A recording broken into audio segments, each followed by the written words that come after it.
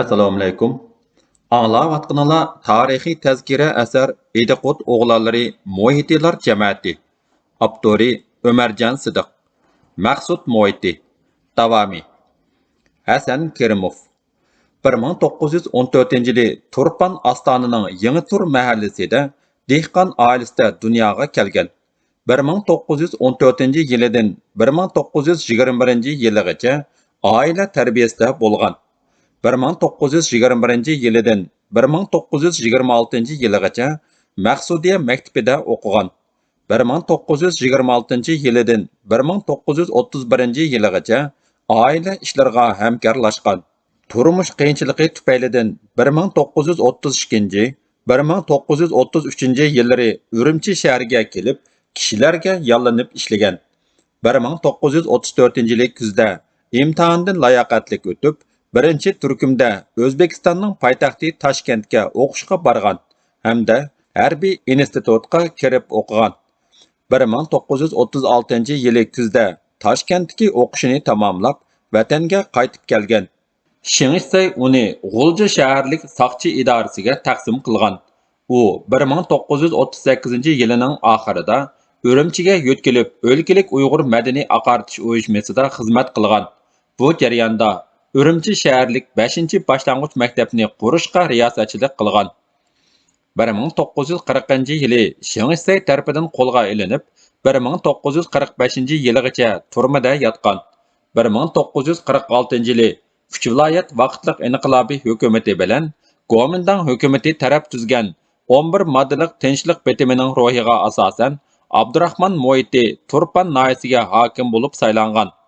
Abdurahmon Muhiti Turpanga hokim bo'lib kelgandan keyin Hasan Kerimovni Turpan noyalik soqchi idorasining duchajangligiga taftishga tayinlagan.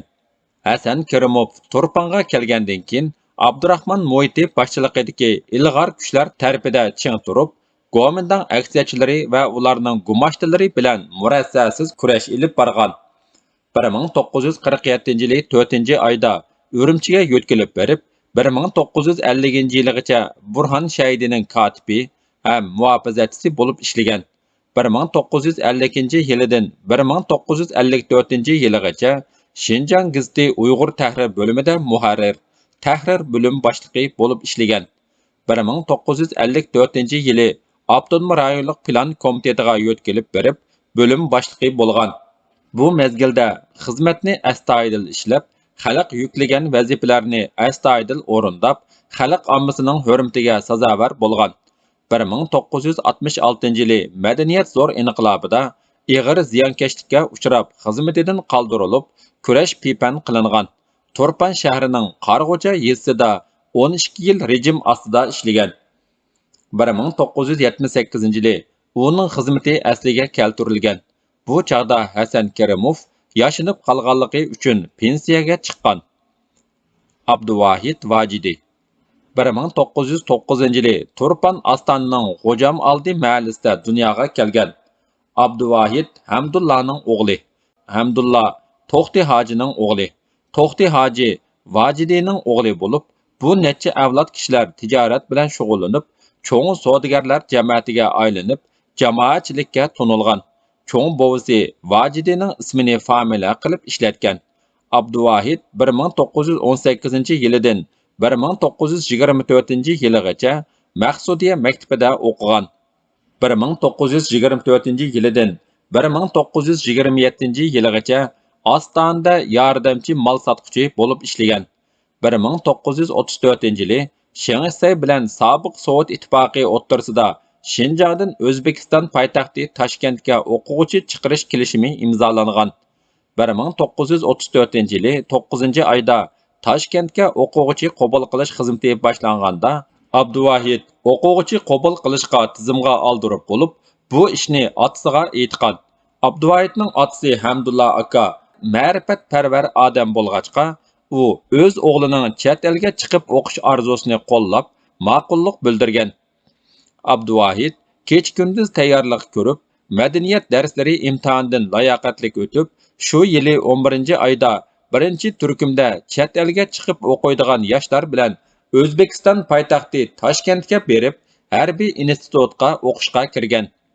1936-yili kuzda Toshkentdagi o'qishini a'lo natija bilan tamomlab, Urumchiga kelganda Shingsay tarafidan ochilgan qisqa muddatli kursga qatnashgan. Kurs oyoqlashgandan keyin Darul Muallimin maktabida harbiy ta'lim-tarbiya berishga taqsim qilingan. 1938-yili maktabning muavin mudirligiga tayinlangan. 1939-yili qo'lga ilinib turmaga tashlangan. 1941-yili kuzda turmada qiynab o'ldirilgan. Bilimga ishtiyoq bog'lab, tirishib o'rgangan, xalqning ozodlik ishlari uchun qaysarona kurashlarni qilgan Abduvahid Vojidi 32 yoshida bu olamdan o'tdi. U garchi Shingsayning yovuzligi bilan yosh jinidan judo bo'lib, qabrsiz qolgan bo'lsa-mu, uning ruhi xalq qalbida yashab kelmoqda. Abdullah Hoshurov 1911-yili Turpan Ostonada dehqon oilasida dunyoga kelgan. 1919-yilidan 1924-yilgacha Ostonadagi Maqsudiya maktabida o'qigan. 1912-yilidan 1931-yilgacha Turpan Yangi Emin hojining do'konida mol sotquchi bo'lib ishlagan.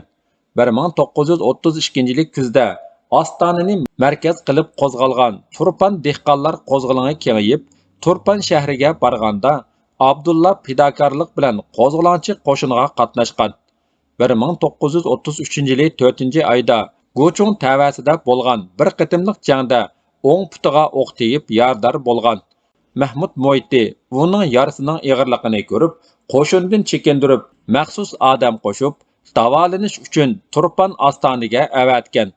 Abdullah yurtiga kelib, yerlik tabiblarning davolashi natijasida 2,5 oy vaqt ichida saqayib ketgan va qo'zg'olonchilarning kaynidan qo'g'ilishib berib, yana qo'shinga qo'shilib olgan. Abdullahning qo'shinga qaytib kelganligini ko'rgan Mahmud Moiti, "Yaraysan o'g'lim, yaraysan" deb maqtab ketgan hamda uni muhofizachilar baniga taqsim qilgan. Shuning bilan Abdullahning ikkinchi qitim qo'zg'olonchi qo'shiniga qatnashish hayoti boshlangan. Abdullah Turpandan Qashqargacha bo'lgan 4000 chaqirimlik musofada oldidan to'sqan, kaynidan qo'g'lab kelgan dushmanlar bilan ko'p qitim qonliq janglarni qilib, 1934-yili 3-oyning 15-kuni qadimiy shahar Qashqarga yetib borgan. Qashqarda turgan mezgilda muhofizachilik vazifasini yaxshi ishlaganligi uchun muhofizachilar oti diliniyasining komandirligiga o'stirilgan. Abdullah 1935-yili 11-oyda Toshkentga o'qishga berib, O'rta Osiyo balining ma'muriy huquq fakultetiga o'qishga kirgan. 1937-yili kuzda o'qishni tamomlab, Cho'chak orqali Urumchiga qaytib kelgan. Urumchiga qaytib kelgandan keyin Uyg'ur madaniy aqartish uyushmasida bo'lim boshlig'i, keyin uyushmaning bosh kotiblik vazifasini o'tagan. Shu chog'larda Şinjandagi Uyg'urcha maktablar Sovet ittifoqida besilgan kitoblarni dars qilib o'tatdi.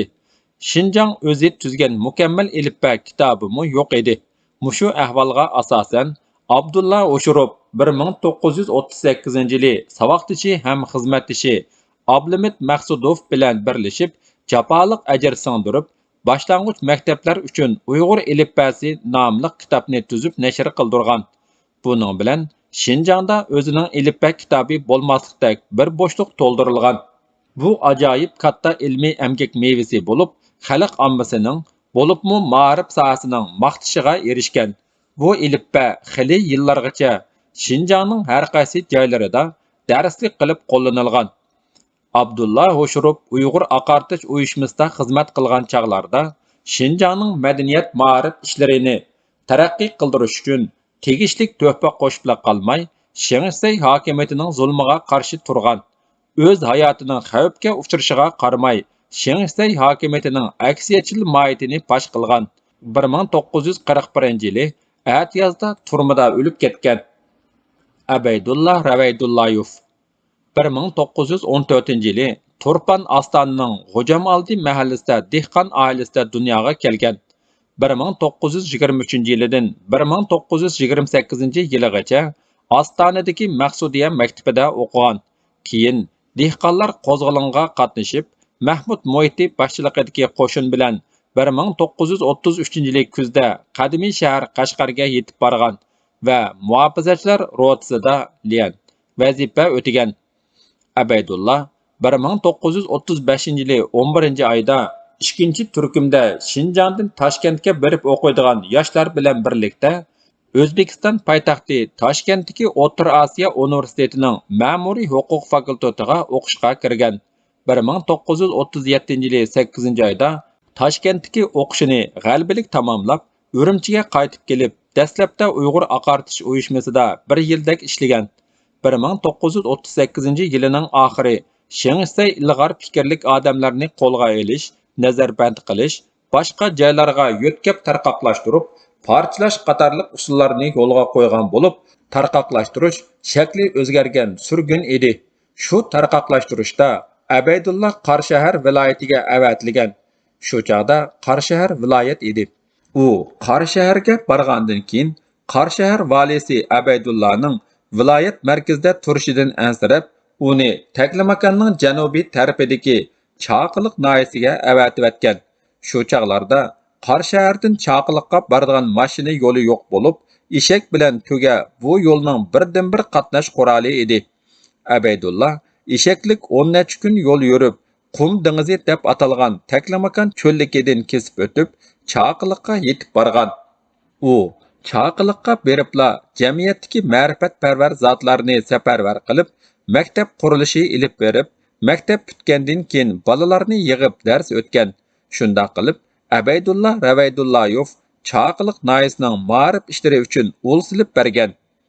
Abaydullah 1939-yilining oxiri Urumchiga yo'tkilib kelib, 6-maktabda tarix o'qituvchisi bo'lib ishlagan. Bu jarayonda u tashviqot, targ'ibot ishlari bilan shug'ullanib, Shingsay hokimiyatining aksiyachil mohiyatini fosh qilgan. 1940-yili atiyozda qo'lga ilinib, 1944-yili kuz oylarigacha turmada yotgan. Turmadan chiqqandan keyin 1945-yilning beshida Turpan nahiylik ochliq idorasiga xizmatga avatilgan. 1946-yili 8-oyda Abdurahman Moiti Turpanga hokim bo'lib kelganda, Abaydullah Turpan nahiylik soqchi idorasining boshliqiga tayinlangan. U soqchi idorasining boshlig'i bo'lgan mezgilda Abdurahman Moiti boshchiligidagi inqilobiy kuchlar tarafida ching turib, Kuomintang aksiyachilari bilan teg'mo-tig' kurash ilib borgan.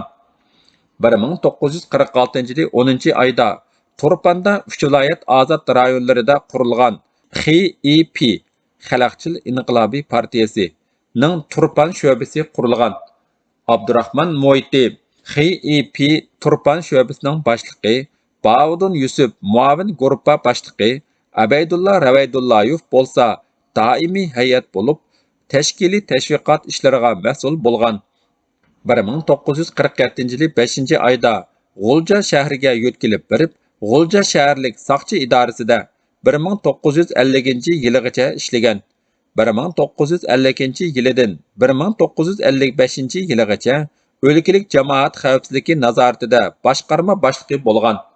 1955-yildan 1958-yilgacha Korla viloyatlik jamoat xavfsizligi boshqarmasida boshqarma boshlig'i, 1958-yildan 1960-yilgacha Korla viloyatlik, hozirgi Baynog'ulun Mo'ng'ul avtonom oblasti sanoat qatnash idorasining boshlig'i, 1960-yildan 1974-yilgacha Korla semonut zavodining boshlig'i bo'lgan. 1966-yili madaniyat zo'r inqilobida chet elga bog'langan unsur, Shujungjoychilarning gumashtisi, kapitalizm yo'liga mangan huquqdor deganga o'xshash qalpoqlar kiygizilib, vazifasidan qoldirilib, nazarband qilingan. 1973-yili xizmati asliga keltirilib, 1974-yili Urumchi shahriga yo'tkilib kelgan. U Urumchi shaharlik uy zamin boshqarish idorasining muavin boshlig'i bo'lib ishlagan. 1980-yili 11-oyning 10-kuni kasal sababi bilan Urumchida vafot bo'lgan. Davomi bor.